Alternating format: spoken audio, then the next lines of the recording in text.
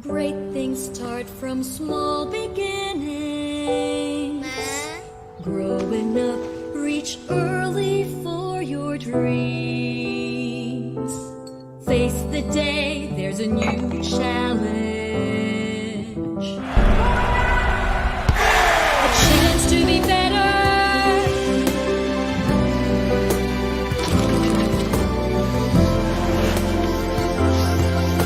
A chance to become your dream.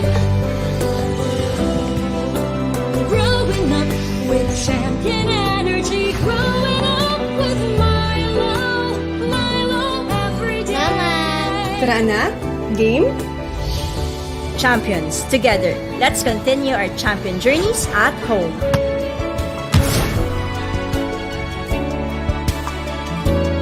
From Nestle. Doble man ang challenges ngayon? Kasama mo ang Milo. Sa doble sulit, the new Milo Twin Pack Promo. Doble ang savings at champion sa milk, cocoa, and energy-releasing nutrients. New Milo Twin Pack Promo. Limited time only. Bahagi na ng buhay nating mga Pilipino ang sports. Mula sa panahon ng unos, sa tamis ng tagumpay, sa kabila ng pagbabago ng buhay, ang Philippine Sports Commission ay patuloy na magigilingkod sa sambayanan at atletang Pilipino.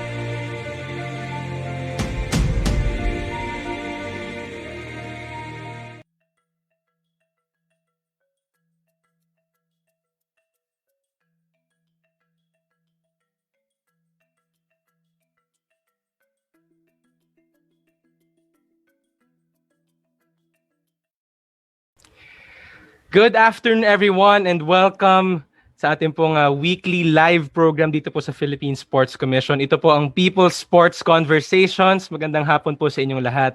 Ako po si Josh Ricanor from the PSC Public Communications Office and we're very excited na makasama po ulit kayo dito po sa ating weekly live program dahil hindi lang po ako mag-isa ngayong hapon na ito pero kundi may kasama po tayong mga special guest coming from the Philippine Taekwondo Association and we'll talk about that later, kung anong pa kanilang mga pinagdadaanan and their experiences right now as they prepare for their qualification tournaments, mga sasalihan po nila to be able to qualify for the Tokyo Olympics. Magandang hapon po sa inyong lahat. If you're watching sa ating mong Facebook Live, pwede po kayong mag-comment and we'll be glad na kayo po ay batiin ngayong hapon na ito. And we have so much in store para po sa inyong lahat. At di na po natin papatagalin. Sisimulan natin yan sa mga highlights po na nangyari sa PSC this week.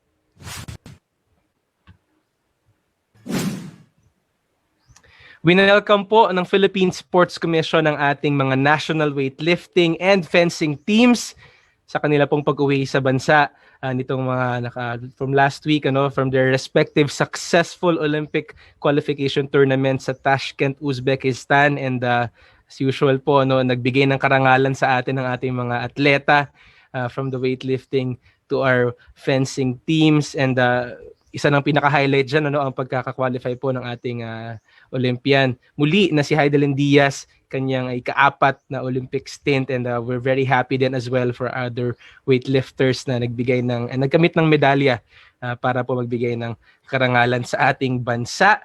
And syempre in-ensure po ng Philippine Sports Commission that everything would be safe sa kanila pong pagdating dito, including their quarantine sa Sofitel and we are very happy to know na I think patapos na po yung kanilang quarantine period doon and excited sila na makasama ulit ang kanilang mga pamilya. Also, ito po nakapanayam din po natin last week sa ating weekly radio program na PSC Hour ang ating national rowing team and we're very happy na makasama din sila and they are now competing sa kanilang Olympic qualifying tournament naman. Yan ay sa kung saan ay they will compete in 3 events yung mga rowers po natin and sa pagkakapanayam po natin sa kanila sa PSC Hour sila po ay nagpasalamat sa Philippine Sports Commission hindi lang po sa suporta pang pinansyal kundi yung more importantly yung pagpapatuloy na pagpapalakas ng kanilang mental health and na pag-monitor sa kanila courtesy of our PSC Medical Scientific Athlete Services Unit, ang ating EMSAS unit. We're very thankful for them as well. And also, last Monday, gusto nating i-congratulate ang ating athlete na si Miss Juna Chukii for winning gold medal in the Women's Committee 50 kilogram of Karate 1 Premier League. Yan po ay sa Lisbon, Portugal. Congratulations, Juna. And we are very proud of you for this recognition. And also, ito nakaraang Monday po, we also are extending our condolences sa namayapa po na former PSC Commissioner and former GAB Chairman, si Attorney Dominador Doming Cepeda Jr. And we are extending our thoughts and prayers to the family as well. Ngayong Wednesday po, and kahapon, ito very recent lang, we recently concluded the Batch 3 of the National Sports Summit 2021. Kasama natin bilang ang ating guest speaker, walang iba kundi ang POC Technical Commission's Chairman and Triathlon Association of the Philippines President, Sir Tom Carrasco. Kasama natin siya. Kung may mga viewers tayo dyan na nanonood and you're part of the National Sports Summit, you can say hi. Yan, and pinag-usapan po natin kahapon ang the main support system of a Filipino athlete for our Session 12. Gusto pong magpasalamat ng Philippine Sports Commission sa mga participants natin na patuloy tayong sinamahan from the past 12 sessions ng ating National Sports Summit. And we are looking forward na makasama po kayo sa ating pong next batches. Sabi ni York Tamayo, watching from Calamba City, I am sports positive. Yon. Salamat po for Sir York for continuously watching. And sa sinabi ko po on National Sports Summit, we'll talk about that later po. We're gonna show you short highlights of that as well. And binabati rin po natin ng belated happy birthday ang ating isa sa mga PSC Commissioner, Lady Commissioner natin, and also the Oversight Commissioner for Women in Sports, ating pong Commissioner Celia Kirama. If you're watching, happy birthday po, belated happy birthday. And we are celebrating with you also. And ngayon darating po na Friday, kailangan nyo po yung abangan, Saturday. Ngayon darating po na Sabado, kailangan nyo pong abangan ng episode 5 ng TV program ng Philippine Sports Commission. Yan po ang Team Pilipinas. Yan po airing exclusively on PTV4 every 4 to 5 in the afternoon. We'll talk about our Gilas cadets as well as our chances ng ating mga women boxers in the Olympics, an in-depth analysis. Kasama natin dyan mga boxing analysts natin. And yan po ay mapapanood din nyo sa PTV Channel 4 exclusively from 4 to 5 in the afternoon. Yan po, and gusto nating magbatiin din si Ricardo Dilap, hello, sabi niya. And sabi ni Rodel de la Cruz, good PM po, watching from Maykawayan City. Yan, mga kasama ko sa mga taga Bulacan din are watching with us. Okay, ngayon po ay dumako na tayo, binanggit ko po kanina. At tinan po natin as we are constantly been showing everyone. Ito po ang highlights naman ng ating Session 12 of the National Sports Summit 2021. Let's all watch this very short highlights.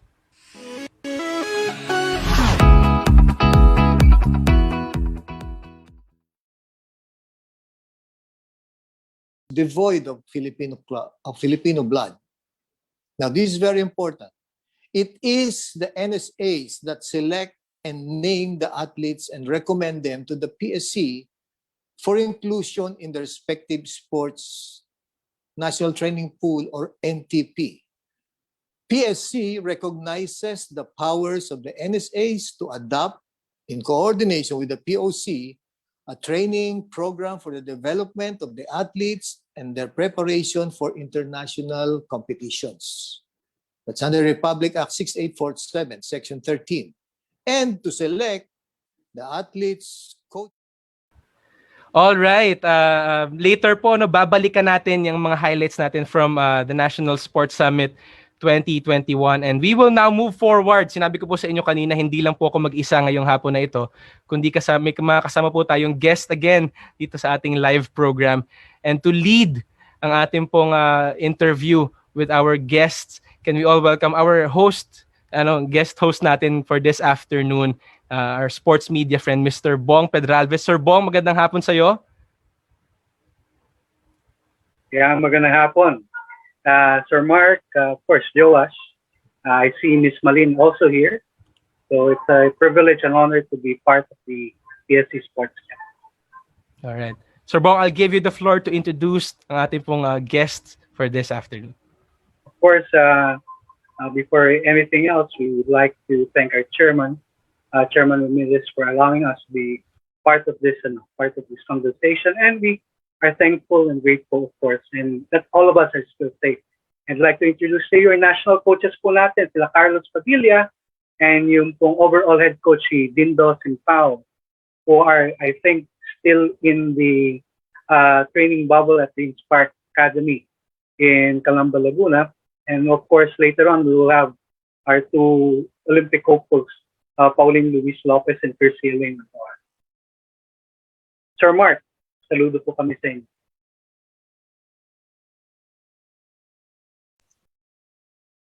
Hi, Sir Dindo.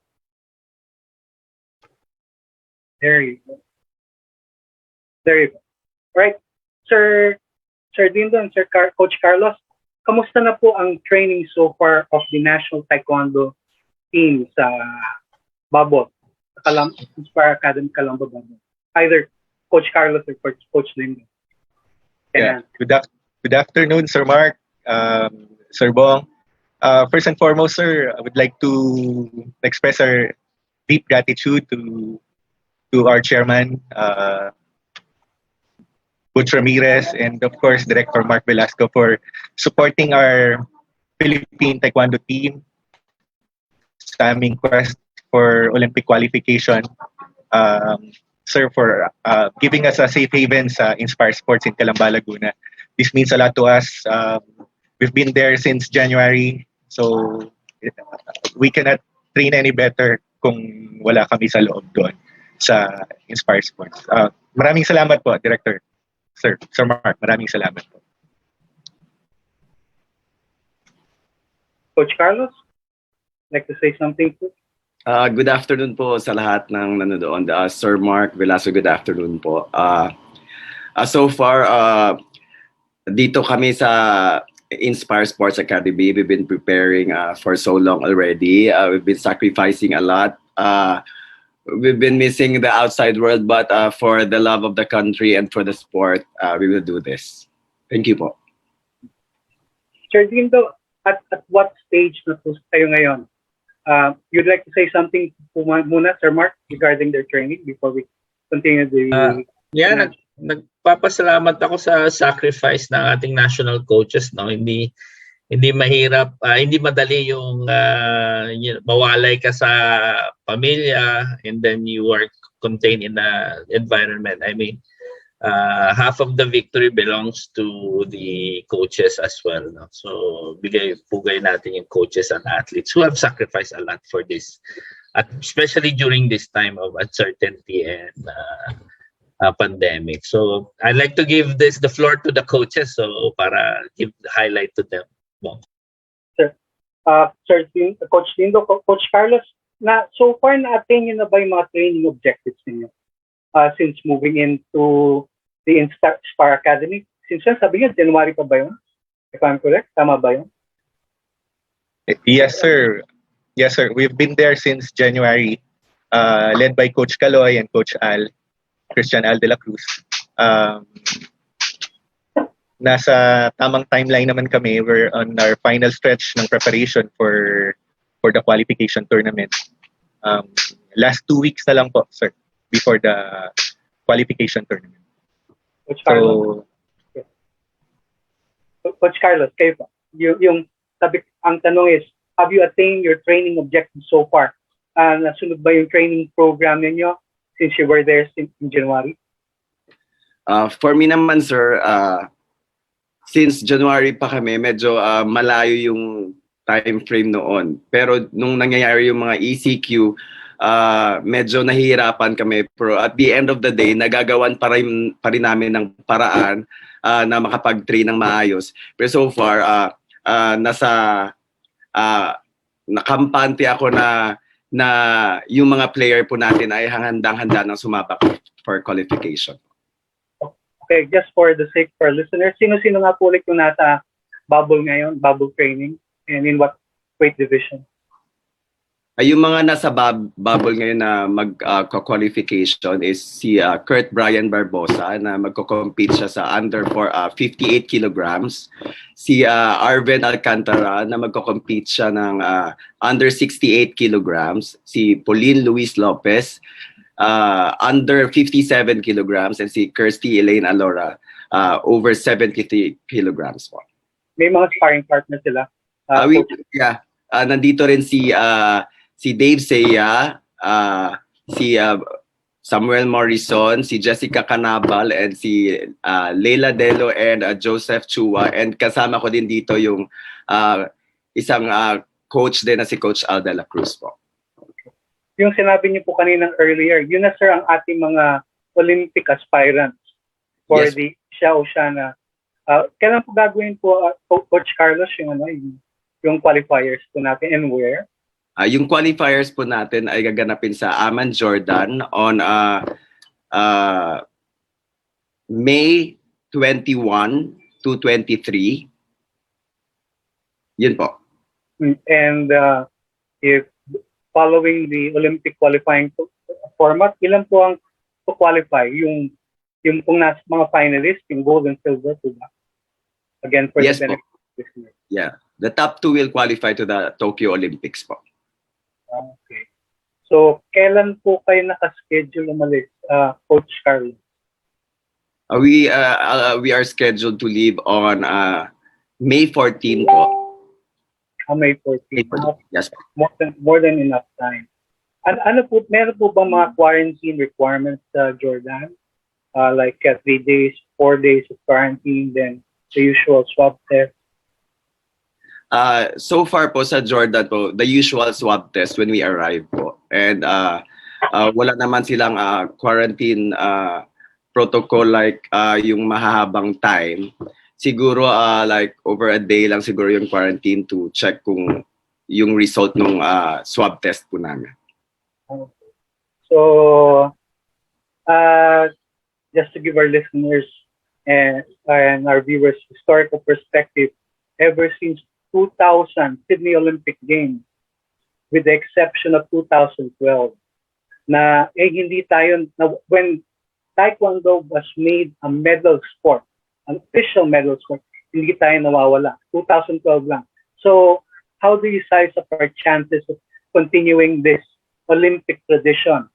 Ating mga Filipino Taekwondo athletes. The last time, of course, in 2016, si Elaine Alora ang naging representative natin. This time, ano ba ang sentiment of the Taekwondo community, pati na rin po kay Coach Lindo, ang feeling ba nila, how do you assess our chances, although in spite of the pandemic, how do you assess our chances for the Amman Jordan Olympic qualifying?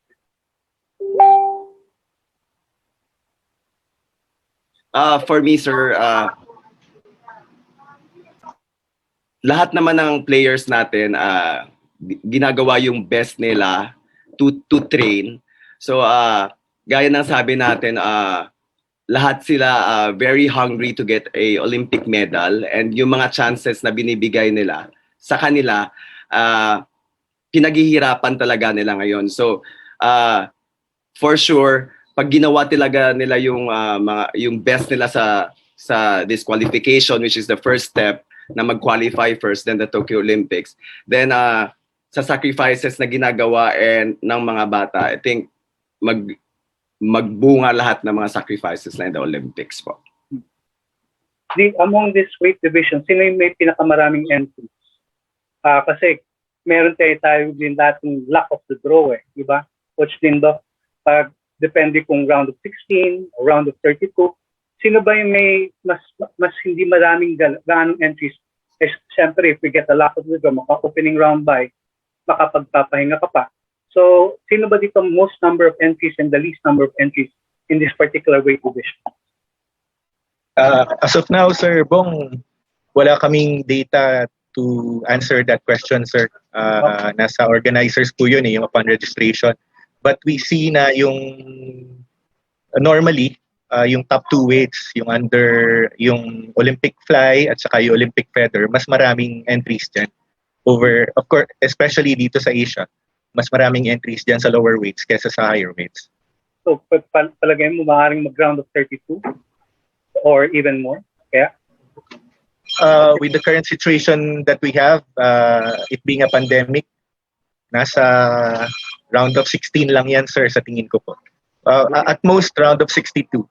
Of course, nasa Asia lang po tayo and marami din po affected countries. And I think, to answer your previous question, we're on equal footing naman lahat. We're all experiencing the same thing. And our team, being blessed with a good training camp through the help of PSC, yung individually and collectively, it's our dream to go to the Olympic Games and perform well. So, less like what Coach Kaloy said, very hungry yung ating team to go to the Olympic Games and bring glory to the country. Coach Kaloy, how have you been able to manage yung team? Kasi yung bubble, basically, ang interaction nyo lang dun sa gym, and how have we made it not only physically yung training levels na to maintain that high level, pati na rin po yung psychological level. Paano natin na-maintain yung kanilang mental well-being even inside the bubble? Dito po sa bubble, kailangan talaga ma-maintain yung psychological part nila. So, we talk to our coaches, we talk to our family every now and then po. Coach Dindo, Sir Rocky, Samson, nag-organize sila like ng meeting and may yung mga psychological mga ano po natin, yung mga what do you call this? Yung sa mga site natin dun sa PSC, they try to help us also if we're in need ng makakausap. So, I think yun yung isang way na para ma-manage po namin. Mental and emotional well-being on a regular basis. Yeah. Usually, how many times a week? Yung periodic na yan? Yung mga pep talks, yung mga... We do it every week po. And so far, everybody's been able to remain upbeat. Yes po. And Sir Bong, I would also like to mention that, of course, Grandmaster Hong, Sun Chun Hong is behind us all the way. He's been, the national team, as you well know, is foremost sa mind niya. Alagang-alaga, so kinakamusta niya kami every week. And he's conducting regular evaluation to see how conditioned our athletes are emotionally, physically, and mentally. Lagi niya kaming inaasikaso. Of course, laging nakatutok sa amin si Grandmaster Hong. Of course, he's also celebrating his birthday this week, and we would like to extend our wishes sa kanya, birthday wishes sa kanya of good health. Of course, the father, literally the father of Philippine modern Taekwondo, going strong for the past 40 years. Happy birthday, Master Hong. And more birthdays to come. Yan. Sabi nga nila thank you. Kamsahamnida for all of your efforts for Philippine Taekwondo. So going back to the team. Yung dito you've of course made some comparisons, scouting, Coach Carlos, of our opponents sa Aman Jordan and what weight divisions. Sa tingin mo, where do we find ourselves medyo maganda yung path natin towards the Olympic, anong weight division? Of course, not trying to, or all weight divisions sila on equal footing para hindi naman ma-pressure yung ating mga Olympic coaches.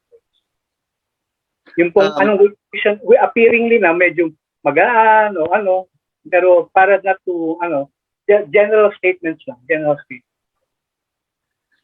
Are you saying for the qualification, sir? I'm sorry. Yes, mga weight divisions natin, saan ba mukhang madali o mas mahirap, gano'n. Yung sinabi na, kung sabagay, sinabi na rin sa Guindo kanina. Pero wag na. Para mamaya may nanonood pa from other countries maano tayo. Mas fast na tayo kagad. Wag na lang. Pero okay. Ito na lang. Over another generic question. Dito sa training natin since January, saan mo pa nakikitang where we need to build up on? Psychologically or technique, physically?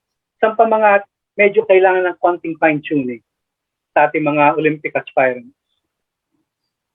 Medyo nag-chop, sir. Again, sir. I'm sorry. What I mean is, what do you need to say needs more fine-tuning sa ating mga athletes? Physically at saka emotionally, ano pang mga kailangang improvements sila para talaga to be on their competitive edge in Amman, Jordan? Sa stage namin ngayon, sir, emotionally and physically, they're all ready. So we're in the stage of like we're just maintaining yung strength and conditioning coach nila is focusing on the rehab if they feel something na ganyan, and which is ngayon nakikita ko is okay na lahat. So sa stage ngayon, sir, parang ano na lang sila, sir, parang inaantay na lang namin na mapunta kami sa court para lumaban and hopefully to get this ticket. Para sa akin, ganun po yung nakikita ko sa ngayon. Okay, sir. As the overall head coach, Sir Dindo, what can you say about kung saan level na yung ating mga aspirants now? I think we're ready, Sir Bong. In speaking with our team members, our Olympic hopefuls, they're all upbeat, they're all positive, thankful for this opportunity, grateful for all these blessings. Talagang ready na po sila, sir. Okay. Yes, sir, in addition also, sir, laki talagang bagay na malagay kami sa bubble training. Although na we are away, pero yung focus ng player as well as ng coaches, yung interaction between a player and coaches, mabilis. Like for example, kung kailangan namin mag-aral ng game, nandito lang agad, magkalapit kami. And yung access sa training area, parang mabilis lahat. So yung mga player natin is parang 101 focus lang sa ginagawa nila. Parang wala talagang distraction at all. Kasi sa Inspire, like very strict yung mga protocols dito. Parang yung iisipin mo na lang is to train, rest, eat. That's all. Parang ganun lang. Ito question kay Sir Mark as the PSI and the National Training Director of the Philippine Sports Commission. Your own perspective, kasi malaki talaga yung naging expense at support ng PSC. Up to where do you think this support will continue for our hopefuls and aspirants? Well, before we release the coaches, kasi I think they have still a class to attend to, no? But as mentioned by Chairman, kasi the Olympics has budget, so we do not limit. It's just that NSA has to really put forward kung ano po yung priority na dapat nating ibigay na support. In terms of budget, I think the Congress, the lower house and the Senate, they allocated at around more than 200 million for the Olympic budget. So I think around 250. So we are spending on the Olympics, especially in this bubble. We know that it's more expensive to go into the bubble, but I think it's gonna be worth it. We have house 3 sports, yes, and a little more than 90 days or so that they've been there, and we really, especially coming from the coaches na sinasabi nila, it's really more focus sila, mas madaling nilang cope yung if there are changes needed to be done, they can, it's instantaneous po yung pagkaka-adjust nila, and less distraction, although medyo mental health medyo hindi sanay lahat, even the bubble is the first of its kind, so everybody's adjusting, and I give all the pasasalamat sa coaches. Nakikita ng mga atleta na medyo composed sila, they're also mentally resilient. So yung mga athletes also, they look into these coaches as their father inside the bubble. So kudos to the coaches. Maraming salamat po for taking care of Indeed, indeed. Ito lang, sir, just a side question. Kasi we're not the national taekwondo team. It's also one of the outstanding producers of the gold medals in the Southeast Asian Games. Kaya ito, side, how important has been this bubble? Kasi practically the national team has been there in our preparations for the Southeast Asian Games. Sir Carlos, Coach Dindo, kasi yung outstanding kayo even at the Southeast Asian Games level, and the fact that they've been training since January with ito na yung practically national team natin. How important has this training looking forward to the Southeast Asian Games? Also supported by the Philippine Sports Commission. Coach Dindo, Coach Carlos, side question lang. Very important for us to be in the bubble and to be able to train at this time of pandemic. Of course, we're preparing for the Olympic qualifiers, the Asian Championships, and eventually the SEA Games later this year. Napakalaking bagay nito for our players. Instead of just training online as we usually do last year, we're constrained to training online, and napakalaking bagay na we were able to train face-to-face and in a bubble setup, safe, and with our teammates. Napakalaking bagay po. And we're thankful for that. Coach Carlos, your own sentiments, your own reaction before we wrap this up. Para sa akin, sir, malaking bagay yung bubble training kasi nakaka-focus and walang distraction yung mga player like the previous SEA Games. Kaya siguro maganda yung result namin for the Southeast Asian Games kasi nag-bubble din po kami dito ng 1 month. So this is not our first time sa bubble sa Laguna. Kaya every time na may game kami, so like Master Sun Chong Hong, plinan niya na dapat nasa bubble kayo pag may mga championship tayo nasasalian para yung mga player nakaka-focus as well as also us coaches nakaka-focus kami dun sa mga players namin. So sobrang malaking advantage ng naka-bubble training yung mga player pag naglalaro po sila, pag may mga tournament. Last question. Saan yung Asian Championships? At least meron pa kayong tune-up? Asian Championships sa Beirut, Lebanon po. When is this after the qualification po, June 16 to 18 po. All right. Thank you very much, Coach Dindo and Coach Carlos. Alam ko po meron pa kayong another course to attend to. And all the best sa ating Philippine Taekwondo team, the Olympics and the succeeding international competition. Of course, Sir Bong, if I may, Sir Bong. Opo, I would just like to appreciate sila Coach Kaloy, si Coach Al, and of course our athletes inside, our Olympian Elena Lora, si Pauline Luis Lopez, and the rest of the team. Of course, Chairman Ramirez and Director Mark Velasco. Maraming salamat po for supporting the Philippine Taekwondo Association, our Philippine national team. Maraming salamat po from the bottom of our hearts, sir. Maraming salamat po for your support. And thank you for having us here to share our insights sa ating PSC friends. Mabuhay. Kayo yung nagsipag. Maraming salamat po, sir. Mabuhay, Coach. Maraming salamat. Coach Kaloy, thank you. Thank you again to our coaches from the Philippine Taekwondo Association. And next up are two of our Olympic aspirants or Olympic hopefuls for the soon-to-be held Asia Oceania Olympic qualifiers in Amman, Jordan. We have with us gold medalists, Christy Elena Roller, of course, is a veteran of the Rio Olympics, and Pauline Luis Lopez. There you go. Ayan. So, straight from the bubble and looking very good. Good afternoon po, sir. And good afternoon, Sir Mark. Good afternoon, Thank you for having us today. Good afternoon. Good afternoon, Elaine. Good afternoon, Pauline. So, meron kayong gustong sabihin muna to our listeners, either Elaine or Pauline, before we go to the question answer program? Well, first and foremost, good afternoon to everyone.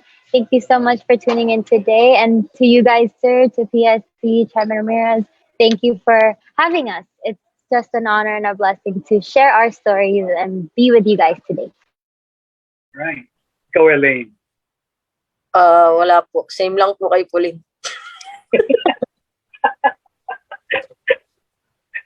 Kaya na po yan.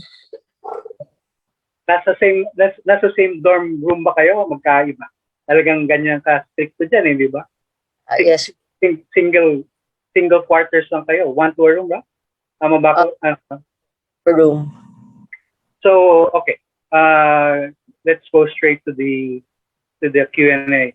So, how has it been so far?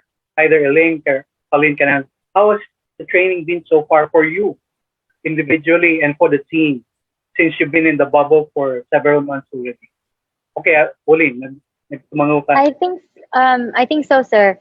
The training has been good because we did plan certain stages, and of course, there were so many uncertainties that came the way. At first, the tournament was supposed to be early in the year, and they kept adjusting the tournament due to whatever is happening during this time. So we as well had to adjust and manage our bodies, manage our minds, and manage our training to the best of our abilities. And especially mental health also comes into play because this is a new situation for us. We are definitely blessed to be in this bubble, but at the same time, there's also the other side, which we didn't know how to handle at first, but now we're more than blessed that we're able to experience this, train as hard as we can, and now we feel super ready to go into the tournament. So the training has been good. Elaine. Well, I think po sobrang okay dito kami sa bubble because yun nga po, the training is po talaga, well prepared na po kami and I think we are ready to go na po talaga. Ready to go. Very, very nice. Ikaw, Pauline, you've been fortunate to have also, before coming to the bubble, you also trained in the States. How long were you able to train in the States before coming to the Calamba bubble? I was in the States for about 3 months, sir. My main point of going to the States was, of course, to be with my family, and I was also able to train in the comfort of our homes, but also set up a taekwondo gym training with my father and my previous coach, just so I can have a sort of training with other people as well. Before the training bubble, Elaine, kamusta naman, saan ka naman nag-train? Luckily po sa condominium namin, meron po doon parang conference rooms and I'm with my teammate po na magka-qualifying din po si Arvel Alcantara. So yun po, naging mag-training partners po kami doon sa condo. We're living on the same naman po talaga condominium. So yun po, big factor yun sa akin, a big help din po na naka-training din po ako during the pandemic po. Okay. Although to some days this might be a repeat, pero what has been the biggest challenge for both of you training inside this bubble? Anong pinaka-biggest? Mental ba? Physical ba? Emotional ba? Anong pinaka-biggest challenge that you face? Ikaw, Elaine, muna. Tapos maybe physical and mentally po. Kasi yung physical, medyo matagal po kaming napahinga. Then pagdating po namin dito sa bubble is medyo intense agad yung workouts. As in mataas yung intensity nung training namin. So parang bagong adjustment, parang sobrang masakit agad sa katawan na hindi namin alam kung paano namin i-manage yung body pains namin. But yun nga, buti dito sa bubble, we have PTs, masu. So sobrang helpful din nung kumpleto kami dito, andito kami sa loob ng bubble. And mentally, syempre, we're away from our families. So, yun po yung medyo mahirap kasi sanay kami na after training, we go home at our homes na tipong makakausap namin yung mga kapatid and mommy ko and our parents. So, yun lang yung mahirap. But, nung matagal-tagal na po kami dito sa bubble, nakakapag-adjust na parang, we are sacrificing. So, yun po, parang nagiging okay naman po lahat. Nakapag-adjust na rin po talaga. Ikaw, Pauline. It's also the same po with Elaine. And, that's the beauty of how advanced technology is in these days. We're able to FaceTime our family and that helps a lot. But the hardships of the training now is really mental, because physical, we're used to this. We're used to training so hard, and the bumps and bruises will heal. But the mental side is we really had to switch and fine tune our mentality and just think about there is one goal, and that is to qualify for the Olympics. So whatever hardships, whatever sacrifices we need to do to get there, then we will do it. So it took a while to fine tune that part, but I feel we're able to do it. Ikaw, Elaine, being a veteran of the Rio Olympics, what do you tell dito mga national teammates mo that aspiring to go to the Olympics? Ano yung usual advice mo sa kanila? Well, lagi ko lang naman po din sinasabi sa kanila na every time we train na parang magkakasama po kami, laging try our best lang po, give our best. Because syempre, di po namin alam kung hanggang kailan kami or kung hanggang kailan yung opportunity na ibibigay sa amin to qualify kung makakapag-qualify po kami kung next Olympics or next qualifying, sa amin pa po ibibigay yon. So ang sinasabi ko lang po sa kanila is talagang lagi pong isipin na parang laging last tong qualifying na to for us po. From your own experience in the Asian qualifying from 2015 or 2016, Pauline, what do you think has improved since then? And since your competition last then, and now that you're going to Jordan, anong mga improvements na nakita mo, progress na nakita mo? Of course, may maturity. What else? I feel like going into this qualifications, I feel like I've matured way more. I've had more opportunities to compete in high-level tournaments where that experience goes a long way. I'm more than blessed that Grandmaster Hong allowed this opportunity to really have the chance to fight in a big stage. So those experiences really, it did help me now. I feel like on top of that, the mental aspect of going into this tournament, I experienced Asian qualifying. I've tasted almost getting there. So now I feel like I have nothing to lose and just really give my best out there and really hoping that that will give me that qualifying spot. Okay.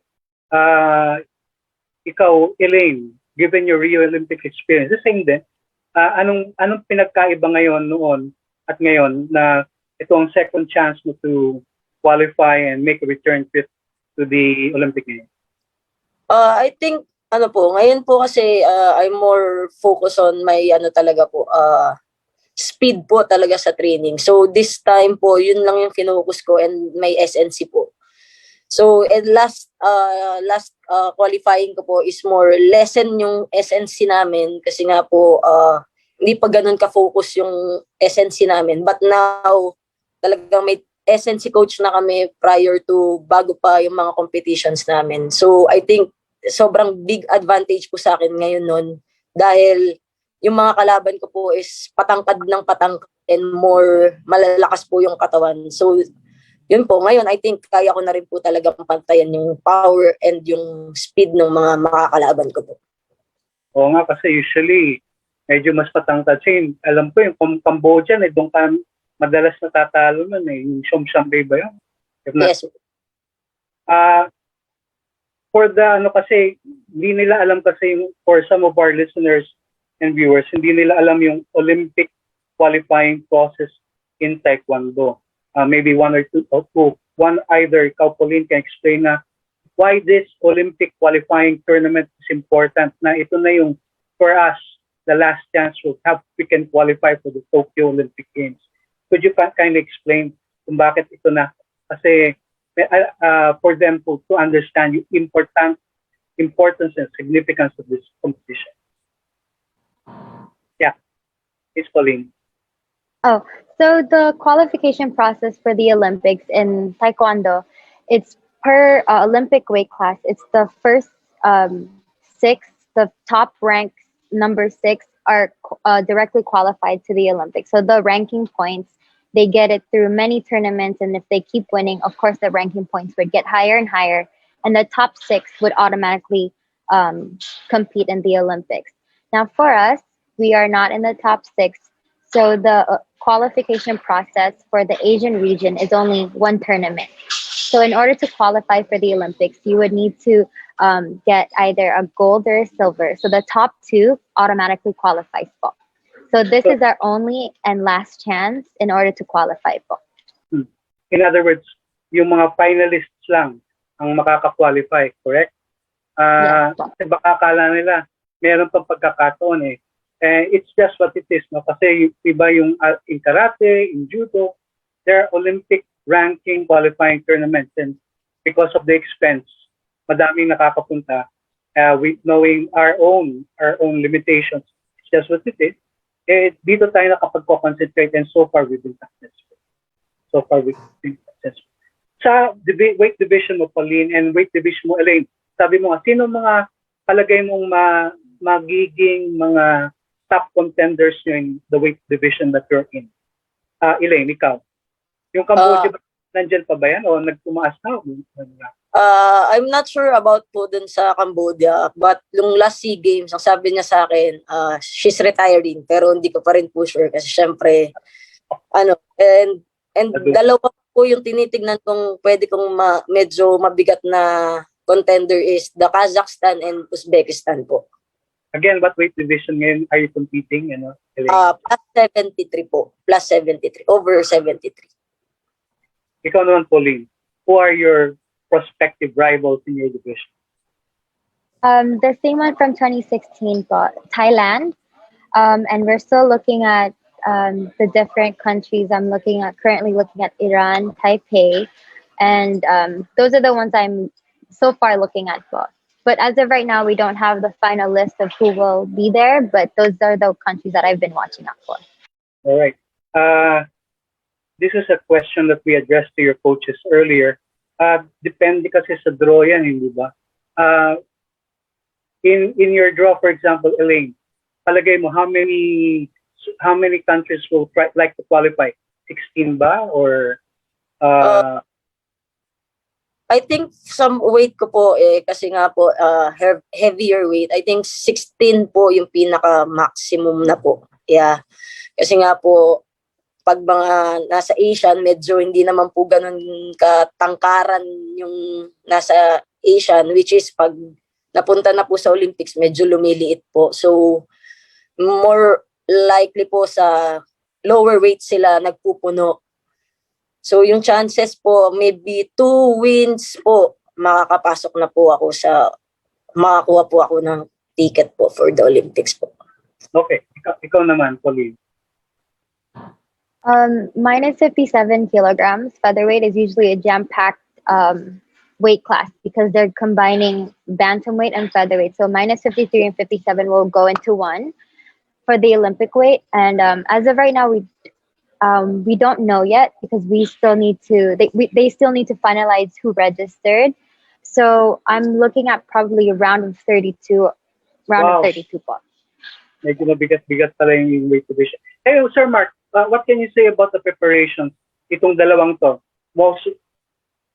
Mukhang they went through a really tough training sessions, no, sa Kalambay, na we tip our hats to these exceptional athletes, no, having been away to their family. Kagaya ng kwento ni Elaine, na after training they can go home and they can have relaxed time sa bahay. This time hindi, so they just go and then early in the morning they wake up.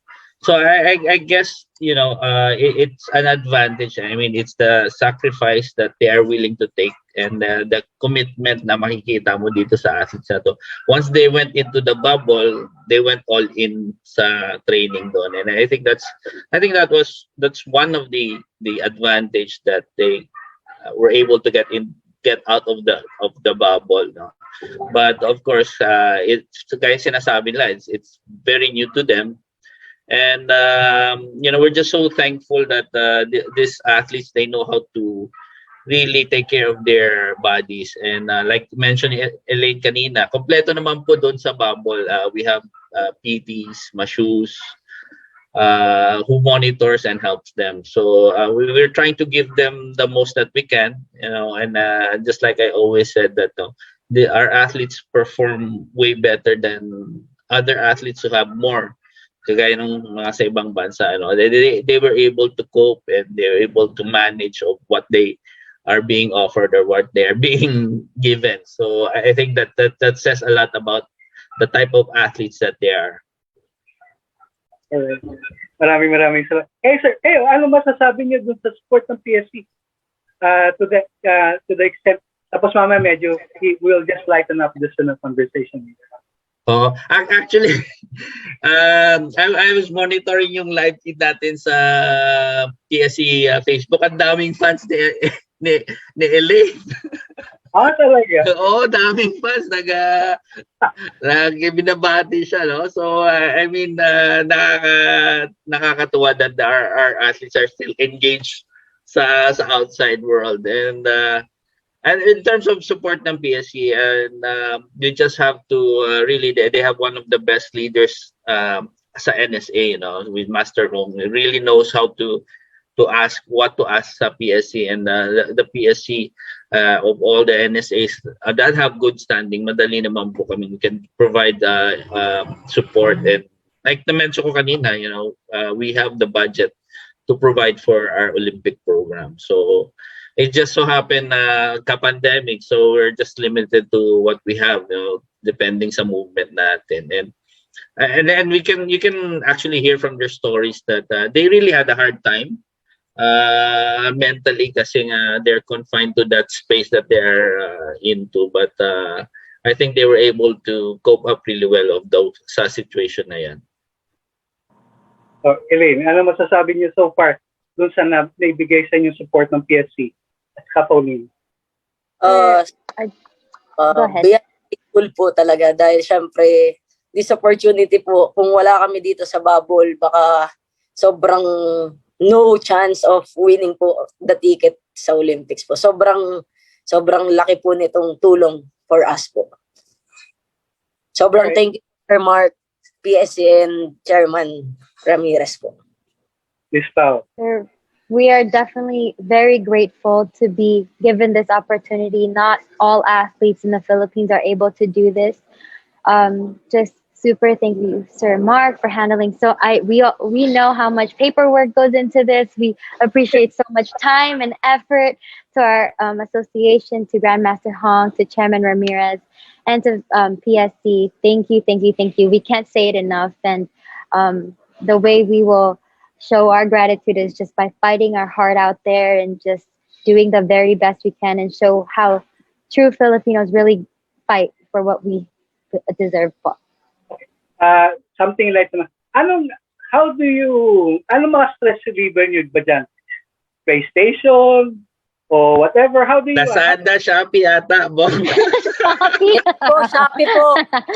Shopee, Lazada. Shopee. Stay po kay Shopee dito. Thank you, Shopee. We get to relax naman po because there's a roof area up here, so that's how we are in contact with the outside world. Sino top notch? Paint po ako naglalaba pagkatapos po ng painting. Oh yeah, we learned how to launder. Yeah, to our laundries po. Kaya nga kasi yun nga, balancing act. As you said, there's the physical, the emotional, spiritual, and also time for fun.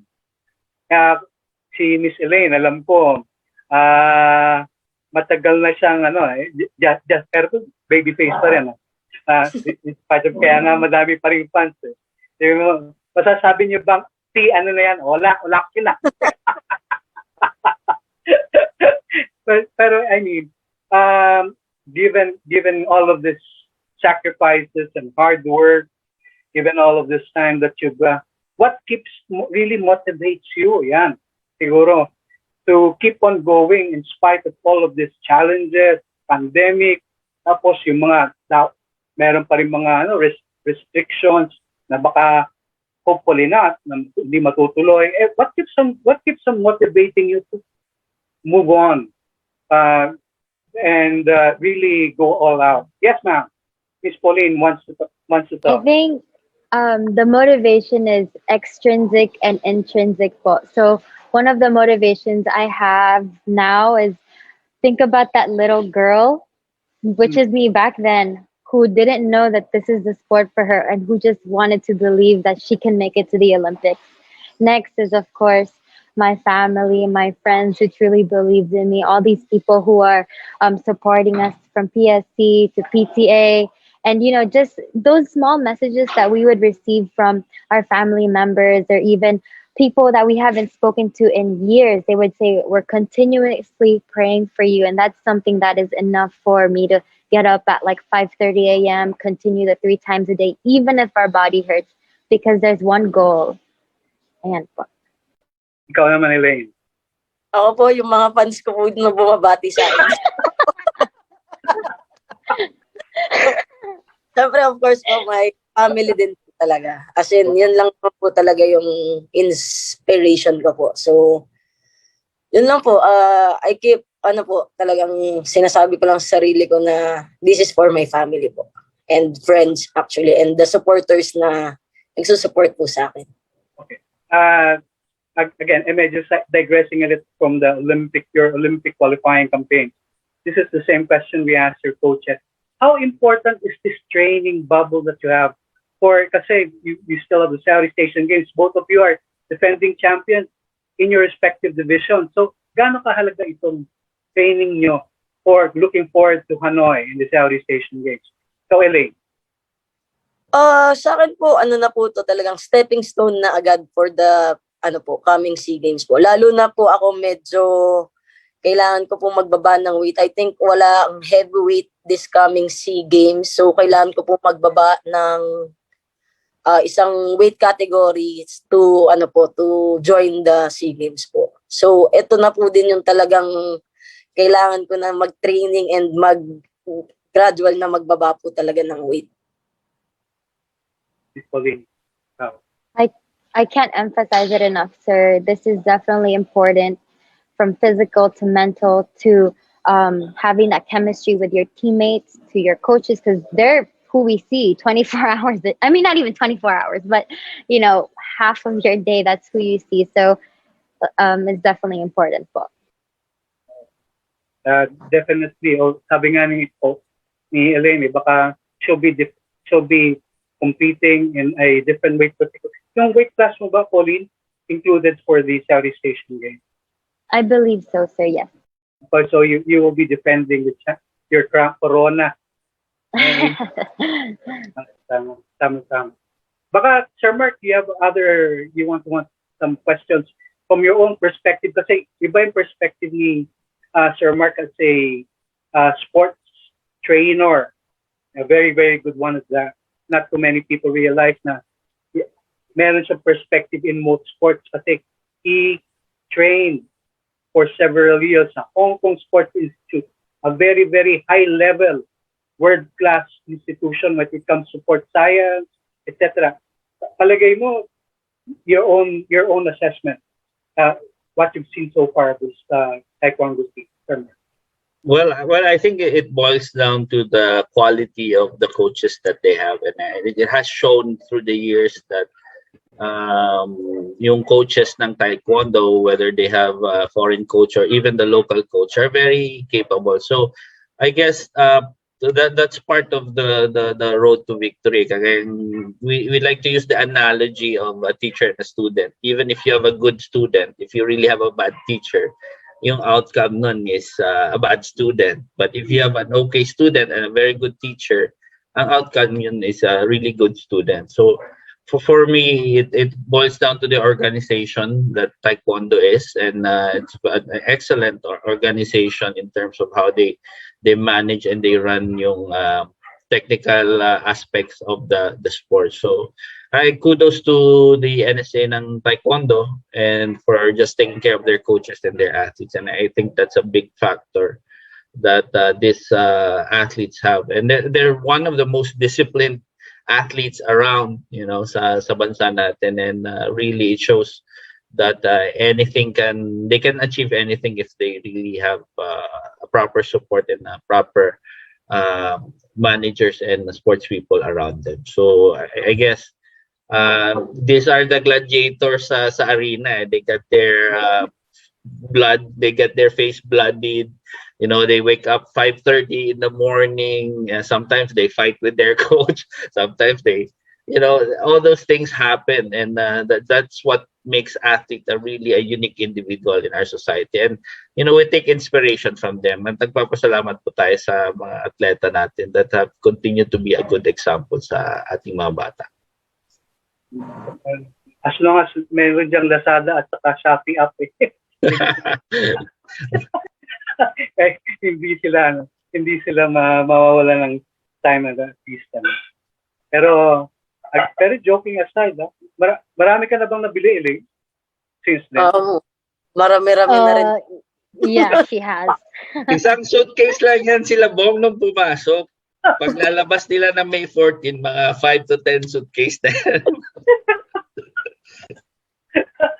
Hindi bale. Basta hindi sila lalakit pataba. Kaya nga kita mo, fighting shape, fit and trim, lean and mean, and all of the other cliches that we can think. In other words, they're prepared. They're prepared.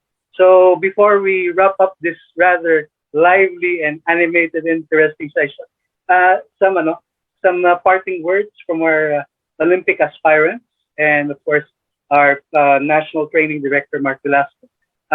Miss Pauline, kindly break the ice. First and foremost, I just want to thank you guys again for having us. Thank you, Sir Mark Velasco. Thank you to PSC, to Chairman Ramirez. We wouldn't be here without you guys' support. To everyone who is watching this and to all the supporters, continue to keep us in your prayers as we go into our battle to qualify for this upcoming Olympics. Thank you. Miss Elaine. On behalf din po ng PTA, thank you po Sir Mark, Chairman Ramirez, PSC, and our President, Grandmaster Hong. Kung di dahil sa kanila, wala po kami dito. And we are very sure na 100% po kaming ready pupunta sa qualifying po. And yun nga po, shout out sa mga fans ko. Magdasal lang kayo para sa amin. Thank you. All right. Sir Mark. Okay yan. Yes, I think we can take solace to the fact that we have athletes who are bringing the nation's hope with them when they qualify and eventually when they compete in Tokyo. And in this time of pandemic, I think they're one of the few inspirational na story that would eventually come up. Hopefully after Olympics, they are part of that inspiration. So maraming salamat po sa ating mga atleta, not only sa athletes natin nandito, but doon po sa ibang athletes natin who's trying to qualify for the Olympics. Maraming salamat at sa mga coaches po natin. Maraming salamat at mabuhay po kayo. And of course, thank you for the opportunity, Chairman Ramirez, Malin, Mark Velasco, for putting on our old moderator hat. Once again, it has been a pleasure and honor. And we also give way again to Joash. Maraming salamat. Thank you very much, Sir Bong Padrabal, sa ating guest MC for this afternoon. And thank you also to Sir Mark Velasco and the rest for athletes, Miss Pauline Lopez and Miss Elaine Alora. Grabe yung discussion na yun. Nakikinig lang ako sa tabi. And Sir Mark, tama yung Sir Mark kanina. Binabasa ko po yung mga highlights and sa ating comment section. And we are just want to read those through bago po tayo dumako sa other segment ng ating program. Batiin lang natin, sabi ni Fed Santiago, good afternoon. Sabi naman ni Sir Olmin Leba, one of our media friends din, idol doon si Sir Dindo. And si Miss Evelyn Bacosa, sabi niya good afternoon din. And meron din tayo mga viewers from Kidapawan City. Si Jo Marie Padilla is also watching, and from Bicol University Institute of Physical Education, si Karina Sales. Yan na. And syempre yung mga viewers and supporters ng ating mga athletes. Sabi nila, Go Master Alora. Ayan. And also to Miss Pauline.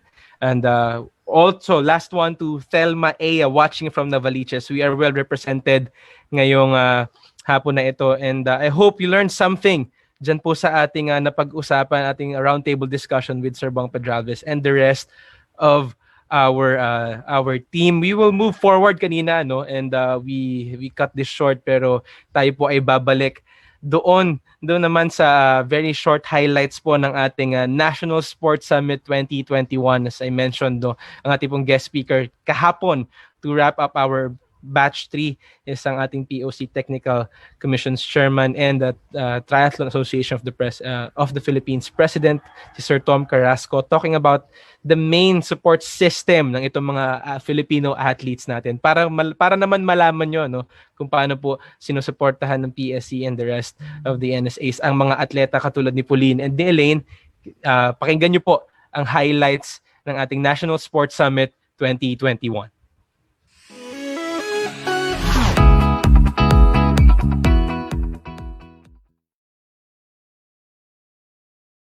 Devoid of Filipino blood. Now, this is very important. It is the NSAs that select and name the athletes and recommend them to the PSC for inclusion in the respective sports national training pool, or NTP. PSC recognizes the powers of the NSAs to adopt, in coordination with the POC, a training program for the development of the athletes and their preparation for international competitions. That's under Republic Act 6847, Section 13. And to select the athletes, coaches, and other officials for their national teams, taking into consideration not only their athletic abilities, but also their discipline, moral character, aptitude, and attitude. Similarly, the POC, or the Philippine Olympic Committee, recognizes the functions of the NSAs to, first, to adopt a program for organization strengthening, such as but not limited to development programs for the training of the athletes for international competitions, and to select the athletes, trainers, coaches, technical officials for its national teams, taking into consideration, again, not only their athletic abilities, but also their moral character, respectively, of the POC Constitution and bylaws. Of coaching and the athlete-coach relationships are the essential features in developing athletes. No other single factor is as important. The quality of coaching determines the quality of training environment. Athletes will not develop far without quality coaches creating and directing an intelligent training plan. The commitment of the coach to top achievement or realistic goals sets the tone of training. The time coach has available is important to establishing adequate training. Often the time a coach has available depends on the degree he can be paid for his coaching responsibilities. The number of athletes a coach must train influences the quality of training. The number of responsibilities other than coaching, a coach must undertake detracts from his or her ability to coach successfully. The Philippine Sports Commission, fortunately, is finding ways and means to close the gap between the salaries of foreign and local coaches so that the latter could be convinced to work on full-time basis. The Sports Commission and the NSAs collaborate to improve training facilities and to create positive environment which encourages proper training. Let's now move to the rewards of elite athletes as podium finishers or winners. Cash incentives for individual events is as follows. Of course, the biggest one is the Summer or the Winter Olympics of $10 million for the gold, plus an Olympic gold medal of valor. Silver will get 5 million pesos, bronze will get 2 million. For the second-tier Youth Olympic Games and Paralympic Games, 5 million pesos, and an Olympic Gold Medal of Valor, 2,500,000 for the silver and 1 million for the bronze. Asian Games or Continental Championships, 1,400 for the gold, silver, and bronze. Asian Para and world level competitions, 1,500,000 and 200,000 for gold, silver, and bronze. Asian Beach Games, Asian level competitions like Asia Cup for triathlon or Asia Cup in boxing, 500,000. I think this is less, 100,000 for bronze. We have an error here. SEA Games is 300,000 for gold, 150 for silver, and 60,000 for bronze.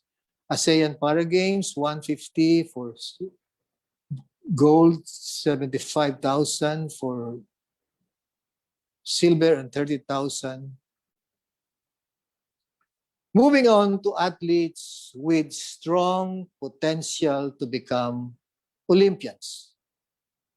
The POC of the Philippine Olympic Committee, which is mandated by the International Olympic Committee to organize, together with the NSAs, the preparation and selection of athletes, thereby ensuring that the Philippines is represented in the Olympic Games, as well as at regional, continental, and international games, having the patronage of the IOC.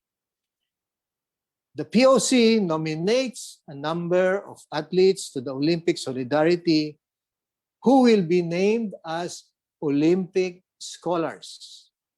The process starts with the NSA submitting to the POC their candidates and their respective credentials and performances.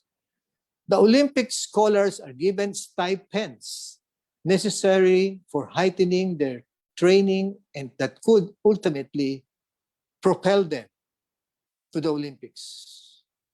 I think this is under the system of the Olympic Solidarity, where the IOC farm out funds to be given to to the developing or high potential athletes.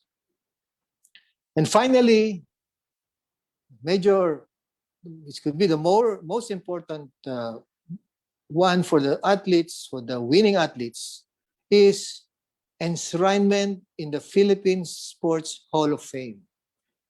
Philippines' foremost ever sprinter, Lidia de Vega, after clinching her second Southeast Asian Games 100 gold medal in 1991, wished there would rise a Sports Hall of Fame to immortalize the feats of the athletes who have brought great honor and glory to the country. Being a Hall of Famer is the highest honor an athlete can aspire for. In 1999, the Philippine Sports Hall of Fame, or PHHOF, was established by virtue of Republic Act A757 for the assembly of Pioneer Hall of Famers were Olympic medalists, world champions, and world championships medalists up to 1964. Initially, an enshrinee received a cash reward of 100,000. Now it is double that sum. This year's edition will be the fourth time the Philippine Sports Hall of Fame will be having an induction ceremony. So we look forward to more high-performance athletes being rewarded and enshrined in the Philippine Hall of Fame in sports. Thank you very much. We wanted to award you this Bahagi na ng buhay nating mga Pilipino ang sports. Mula sa panahon ng unos, sa tamis ng tagumpay, sa kabila ng pagbabago ng buhay, ang Philippine Sports Commission ay patuloy na magigilingkod sa sambayanan at atletang Pilipino.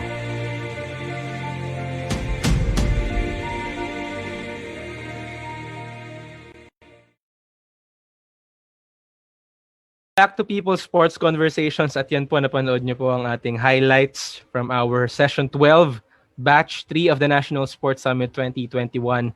We hope na marami po kayong natutunan sa mga shinare po sa atin ng ating guest speaker, si Sir Tom Carrasco. And with that being said, no, hinihintay na to ng mga viewers natin at hindi natin palalampasin na hindi mawala ang ating isa sa mga pinakapaboritong segment ng ating program. Ito po ang ating trivia question for this afternoon.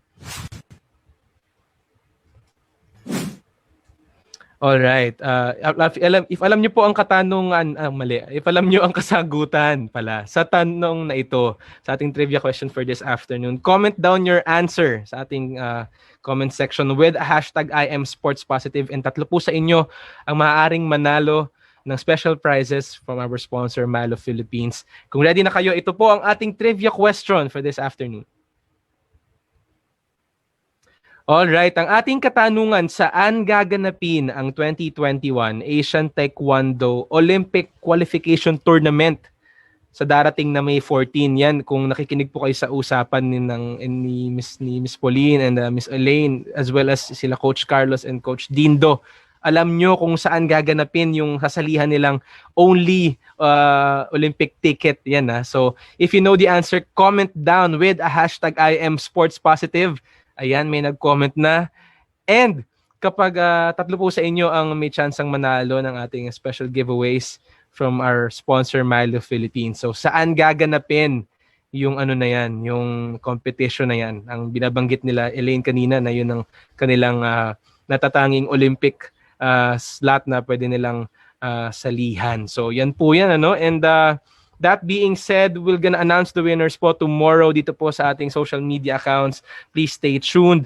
And kung kayo po ay napiling manalo, hindi niyo po kailangang lumabas ng inyong mga tahanan. Kami po ang bahala sa inyo to contact you on these prizes.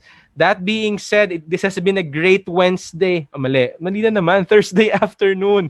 Nalilito na po ako sa dates. Ano? This has been a great Thursday afternoon sa ating pong lahat. Thank you everyone sa mga viewers po natin na sumubaybay from our interviews with our Philippine Taekwondo Association and our athletes, Miss Pauline Lopez and Miss Elaine Alora. This has been a great episode. And if you want to check and to know more about the PSC and what we do, check niyo po ang ating social media accounts. Sa Facebook, it's at PSC open and close parenthesis Philippine Sports Commission. We also have on Instagram, it's at Phil.Sports Commission, and on Twitter at PSC_Gov. We also have our YouTube channel kung saan ina-upload po natin ang highlights from our NSS, this live program, and as well as other PSC programs. Nandyan po yan. Subscribe as well sa ating pong PSC YouTube channel, and also sa ating pong website, www.psc.gov.ph. Maraming salamat po for watching, and see you sa ating pong next episode next Thursday. Ingat po ang lahat. Stay safe. God bless.